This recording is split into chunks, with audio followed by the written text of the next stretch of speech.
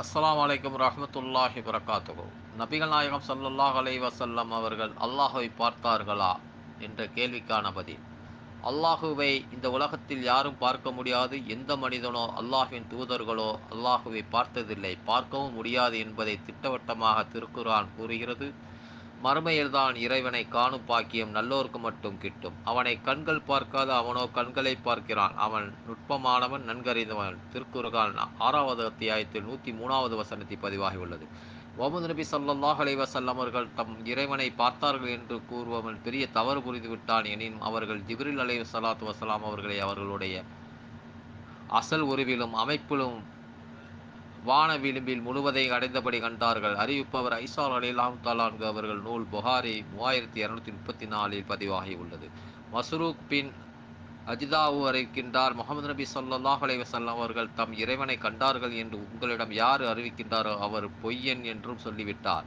இறைவனோ கண்கள் அவனை பார்க்காது என்று கூறுகின்றான். அல் குர்ஆன் 6வது அத்தியாயத்தின் 103வது வசனத்தில். மேலும் முஹம்மது நபி ஸல்லல்லாஹு அலைஹி வஸல்லம் அவர்கள் மறைவானவற்றை அறிவார்கள் என்று யார் உங்களிடம் அறிவிக்கின்றாரோ அவரும் பெரிய பொய் சொல்லிவிட்டார். இறைவனோ அல்லாஹ்வை தவிர வேறு யாரும் மறைவானவற்றை அறிய மாட்டார் என்று கூறுகின்றார். அல் குர்ஆன் 27வது அத்தியாயத்தில் 65வது வசனத்தில் கூறப்பட்டுள்ளது என ஐஸா ரலியல்லாஹு தஆலா அன்ஹு அவர் கூறுகிறார்கள்.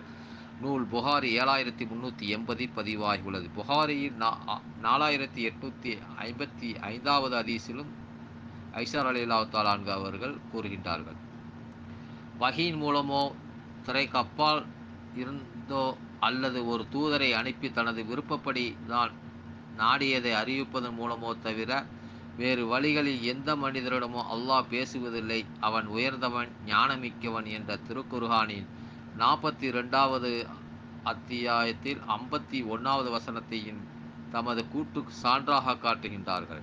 நீங்கள் உங்கள் இறைவனை பார்த்ததுண்டா என்று நபிகள் நாயகம் ஸல்லல்லாஹு அலைஹி வஸல்லம் அவர்களிடம் கேட்டபோது, அவனும் ஒளிமயமானவன், நான் எப்படி அவனை காண முடியும் என கூறினார்கள். நூல் முஸ்லிம் 261இல் பதிவாகியுள்ளது. திருக்குர்ஆனிலும் ஹதீஸுகளிலும் இவ்வளவு தெளிவாக கூறப்பட்டிருந்தும் ஆலிம்கள் பலர் நபிகள் நாயகம் ஸல்லல்லாஹு அலைஹி வஸல்லம் அவர்கள் அல்லாஹ்வை மிஹ்ராஜின் போது பார்த்ததாக கட்டுக்கதைகளை அவிழ்த்துவிட்டு கொண்டிருக்கின்றனர். இதற்கு ஆதாரமாக கீழ்க்கண்ட வசனத்தை முன்வைக்கின்றனர். சித்ரத்துல் முன்தஹாவுக்கு அருகில் மற்றொரு தடவையும் அவரை இறக்க கண்டார். திருக்குர்ஆன் 53வது அத்தியாயத்தில் 13வது வசனத்தில் கூறப்பட்டுள்ளது. இந்த வசனத்தில் அவரை கண்டார் என்பது நபிகள் நாயகம் ஸல்லல்லாஹு அலைஹி வஸல்லம் அவர்கள் அல்லாஹுவை கண்டதை பற்றி தான் குறிக்கின்றது என்பது இவர்களது வாதம். இந்த வசனத்திற்கு நபிகள் நாயகம் ஸல்லல்லாஹு அலைஹி வஸல்லம் அவர்கள் தாம் கண்டது ஜிப்ரீல் அலைஹிஸ்ஸலாத்து வஸ்ஸலாம் அவர்களை தான் என்று விளக்கமளித்துள்ளார்கள். நபிகள் நாயகம் ஸல்லல்லாஹு அலைஹி வஸல்லம் அவர்கள் அல்லாஹுவை கண்டதில்லை என்று ஐஸா ரலியல்லாஹு தஆலா அன்ஹு அவர்கள் கூறியபோது 53வது அத்தியாயத்தில் 13வது வசனத்தை ஆதாரமாக காட்டி அவரை மற்றொரு முறையும் கண்டார் என்று திருக்குர்ஆனில் கூறப்பட்டுள்ளதே என்று இந்த ஹதீஸை அறிவிக்கும் மஸ்ரூக் கேட்கும்போது ஐஸா ரலியல்லாஹு தஆலா அன்ஹு அவர்கள் அது ஜிப்ரீலை குறிக்கின்றது என்று பதிலளித்தார்கள். நூல் புகாரி 3235இல் பதிவாகியுள்ளது.